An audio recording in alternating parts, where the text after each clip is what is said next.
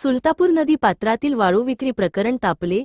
Settlement गुरू कोण? नंदुरबार जिल्ह्यातील शहादा तालुक्यातील सुलतानपूर येथील नदी पात्रातील वाळू, गांगड परस्पर विक्री केल्याप्रकरणी शासनाकडे तक्रार प्राप्त झाल्याची माहिती समोर आली आहे. शासनाची दिशाभूल करत वाळू विक्री किंवा कथित लिलाव करून शासनाकडे रक्कम भरून आपली बाजू भक्कम करण्याचे प्रयत्न होत असल्याचा आरोप करण्यात येत आहे.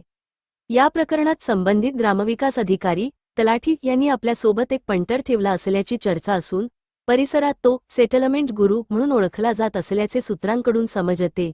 ब्राह्मणपुरी, सुलतानपूर या परिसरातील नदी, नाले भागात फिरून दोन्ही बाजू सांभाळण्याचे काम हे सेटलमेंट गुरू करत असल्याचा संशय व्यक्त केला जात आहे. सदर प्रकरणात शासनाची फसवणूक झाली आहे का? वाळू विक्रीस कोणाची परवानगी होती?